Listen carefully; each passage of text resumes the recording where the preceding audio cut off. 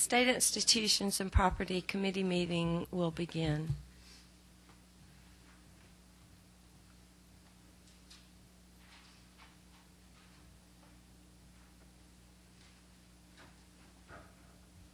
Okay, meeting will come to order.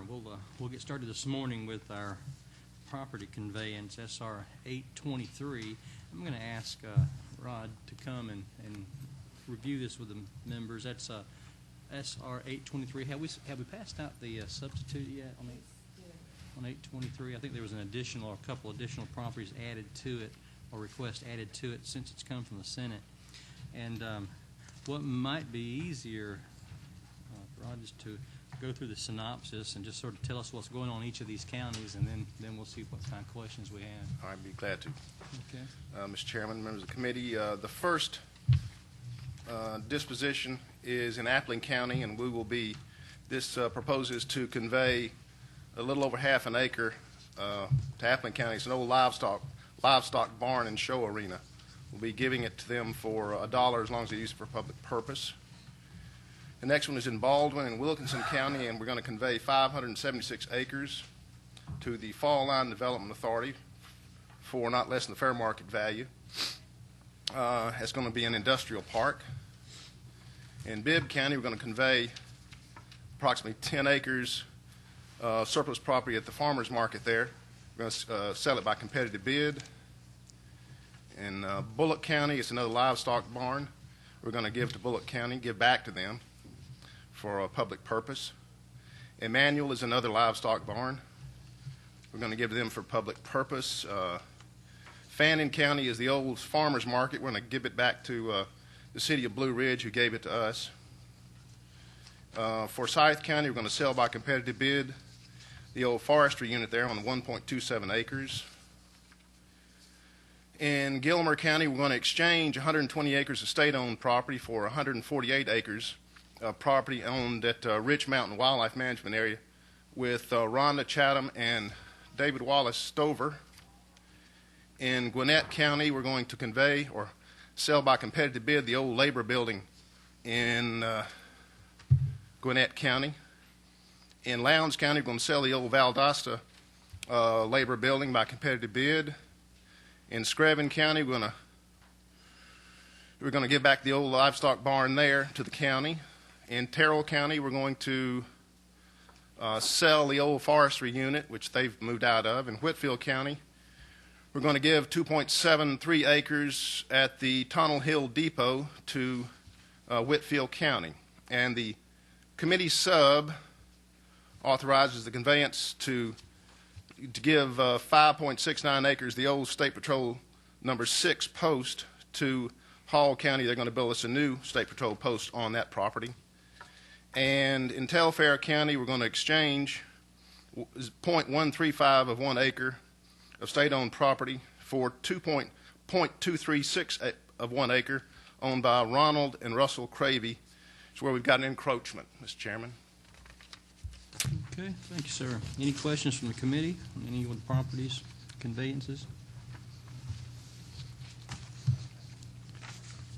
So the only changes which actually has occurred that was not in the Senate bill, the two additional properties at the Hall and Hall Telfair. County and Telfair County. Yes, sir. Okay. What's the pleasure of the committee on SR 823 by substitute? Got a move to pass. Do I get a second? Second. All in favor say aye. Any opposed, nay. Motion carries Thank by you. SR 823 by House substitute. Thanks, sir.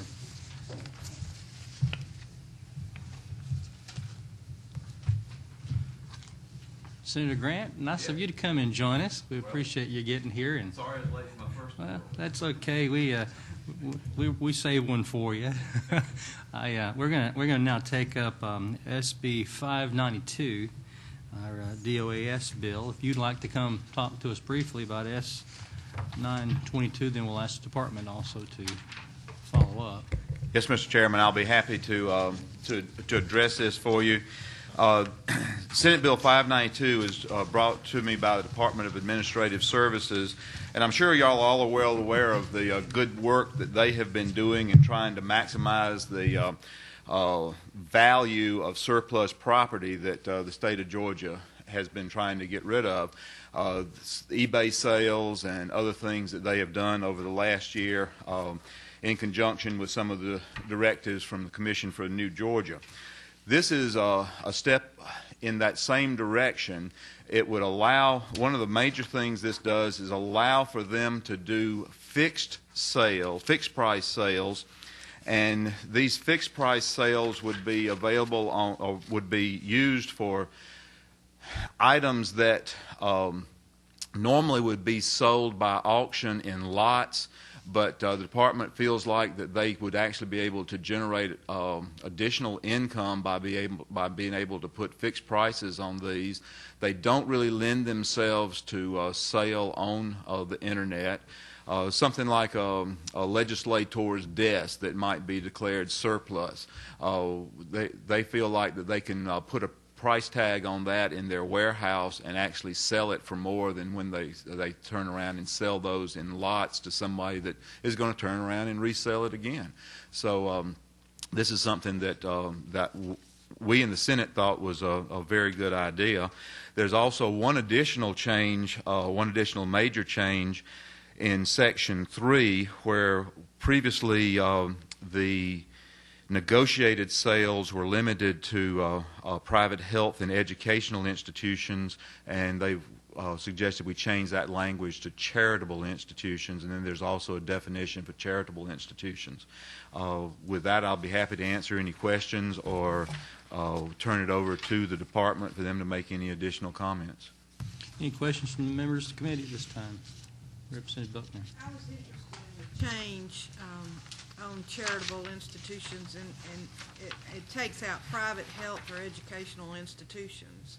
So can you just explain how that would affect health and educational institutions? They would still be included. This just broadens the category. So it wouldn't eliminate? It would not eliminate private health and educational institutions. No, ma'am, not at all. Thank you. Any other questions? By the way, this was my first 56-0 vote that we got in the Senate. So. My, that's great. That's probably your only one, too, wasn't it? It's one of the few that we've ever had in the Senate, but everybody happened to be there that day, and they all approved of the bill. Let's just hope that things go so well on this side. We appreciate you coming and bringing the bill for us. I think we'll hear from DOAS now. I'm not sure which one of you gentlemen are going to speak. If you just introduce yourself to the committee and tell us what. Good morning. Thank you, Mr. Chairman. I'm Steve Eakin. I'm the Director of Surplus Property for the Department of Administrative Services. Good. Okay. Anything you want to add to the bill that Senator Grant has not already explained? No, I was here mostly to answer questions from the committee in case there was any other definitions that you needed. There is one other change in the legislation that we've asked for, and that is for the penalty for program participants who misuse the property. Currently, under our regulations, agencies, and actually under the law, agencies that accept surplus property from our program are not allowed to transfer, buy, sell. But the current legislation only takes into account for state officers. By broadening that definition to all program participants, it will give us some leverage over agencies, especially the nonprofit agencies who might misuse the property. Its intention is to keep agencies from taking property and then just reselling it for cash out options. That's not the intent of the program. The program is there to make state assets available to these organizations and to put the property back into use in the community. Right. I think that's under Section 4 of the bill. Yes, sir. For the members that want to take a look at that change, which gentleman is referring to in Section 4. Any questions from the committee this time? I thank you much. Thank you. I want you to now take the substitute. I have a substitute to 592 that I've made just a little bit of language clarification. I think the intent is the same, and actually it achieves identical to what come from the Senate. But I think it clarifies it and makes those of us who just understand plain English a little better.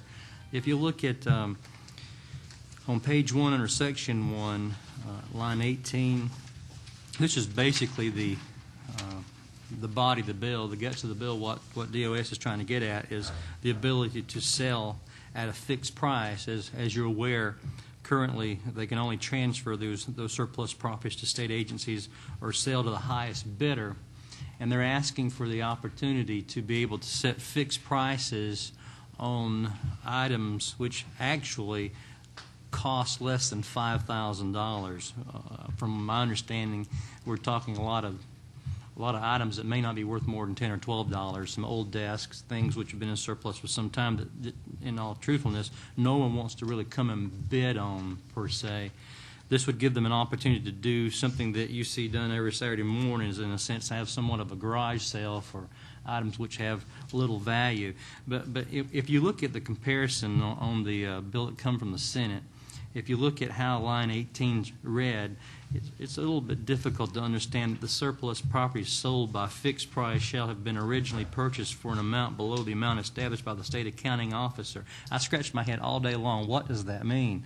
So basically what it means is this, is that the property shall have been originally purchased by the state officer in the amount of $5,000 or less. That's the actual price that's been set now by the state accounting officer, and I thought it just made a little bit more sense, or a little clearer, to add the figure of $5,000. Now, what that will do is, if some point in time the state accounting officer changes that figure to say $6,000, $7,000, it'll require obviously legislative powers to make that coincide with what's going on. But I think that this will actually give the department what they're asking for and give us a little more clarity.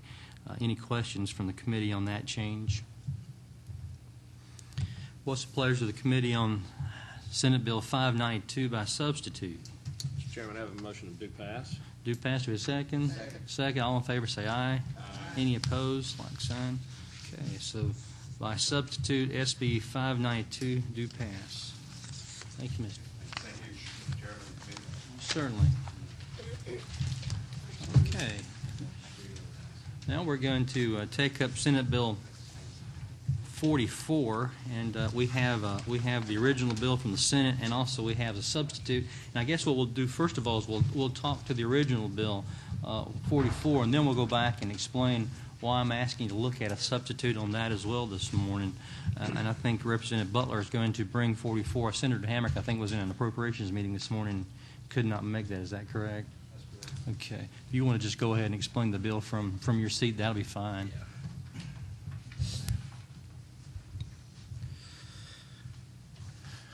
Okay, Senate Bill 44, as you can see, is very simple, very short. Basically, what it does, it just gives the Board of Corrections the authority to request bids and contracts the operation of probation detention centers. I think this is it's a good idea because we've had such good luck with some of the other services that we've done through private contracts. And if there's any other questions?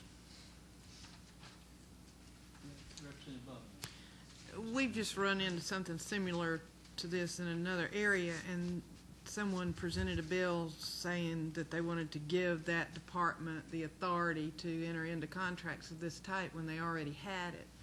Is that true for the Board of Corrections? Do they not already have the capability of entering into these contracts, or do you know?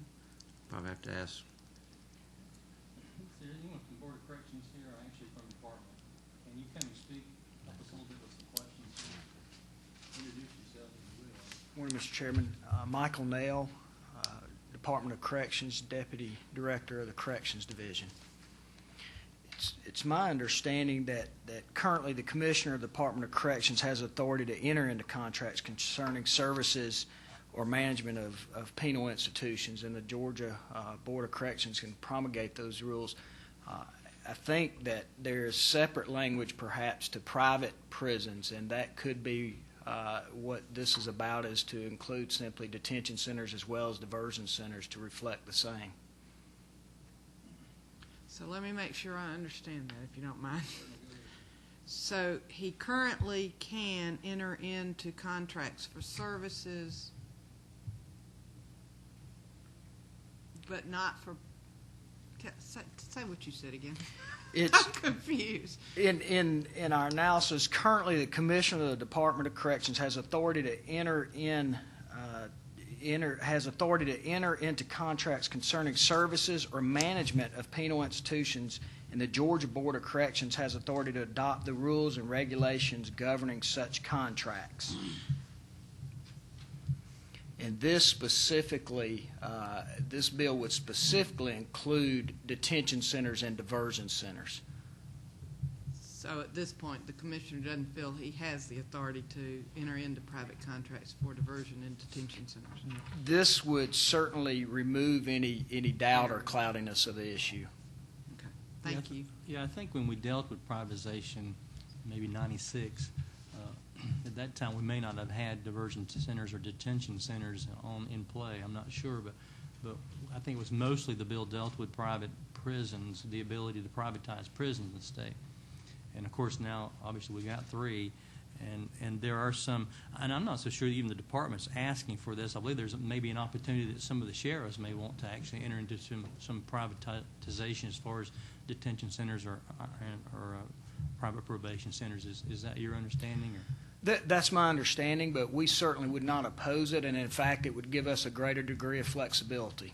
Okay. Any more questions of the department from Senate Bill 44? Okay. Thank you, sir. Thank you, Mr. Chairman. Now we'll move on into the substitute. If you grab it, you'll see it's pretty, the substitute's a little bit longer, but let me calm your concerns. You have seen every word of the substitute at some point in time during the session. If you remember House Bill 884, dealing with the alignment of probation, it passed out of the House. We had a subcommittee hearing. Representative Cole had chaired, and then we had a full committee hearing, and eventually it passed out. Never got out of rules at the end of the day. You'd think that it would have as many bills as we did that night, but for some reason it was unable to cross over. So actually what I'm asking the committee to do is give Senate House Bill 884 a second chance by attaching it to Senate Bill 44. And I'll let Representative Butler basically briefly explain what 884 did again, if you like, and then we'll move forward. Okay. Again, if you'll remember, House Bill 884 basically just took your misdemeanor probation services of the state, your public and private, and put them under the same regulations, and that's the basic gist of that right there, if you'll remember. Sure. I don't think there's anyone from that department here. Does there anyone want to speak on that particular portion, 884 again? Not so. Any questions of the committee on putting the two together, basically, Senate Bill 44 and House Bill 884, and see if we can't move this through the House this time? I'm sorry. Representative Green. Thank you, Mr. Chairman. Mr. Chairman, in the new substitute, do we still have legislative oversight? Yeah, I appreciate you mentioning that. That was something that we were going to do on the floor at 884, and if it had gotten to the floor. And actually, when we rewrote this, we did go back and put that in. Good. Page 6, line 4. If you look at page 6, line 4, in paragraph 2, you'll see the ability to review uniform professional standards of private probation officers, and if you'll notice, and then submit a report with its recommendations to the General Assembly. Somehow, 884 had struck that language. This is actually what's in the code section now. That's already law, and in 884 that had been strucken from the code, and we thought it would be better to be put back in, and so that's basically what we're doing here on page 6 is putting that in as well. It seemed like there was another clarification change. Do you remember what page that was on? Yes, Mr. Chairman. There were two other amendments that were considered. The second one's on page 7, line 14. And that would provide or clarify, if you will, the locals and the private entities' ability to run criminal background checks, just to make sure that authority hadn't been stricken. Right. I understand that there was some concern at some of the more rural areas that the companies were able to go to the sheriff's department to do those background checks, and they were afraid that the way that the bill originally was written might bring a little bit of concern. Maybe those rural areas could not continue the same practice that they'd done in the past as far as background checks. And we're just making it clear that that option is still available. Any more questions of the committee? Then I'll ask what's the pleasure of the committee on Senate Bill 44 by House substitute. Mr. Chairman, Yes, sir. Mr. Green. I move that I do pass on the substitute to Senate Bill 44. Is there a second? Second. There's a second by Representative Bryant. All in favor say aye. Aye. Any opposed? Then the measure carries. Senate Bill 44 by substitute. Thank you so much. I think that has taken care of the agenda today, hasn't it? All right. We appreciate your opportunity and your time to come with us this morning. See you on the floor. It was quite a pleasure. Meeting adjourned.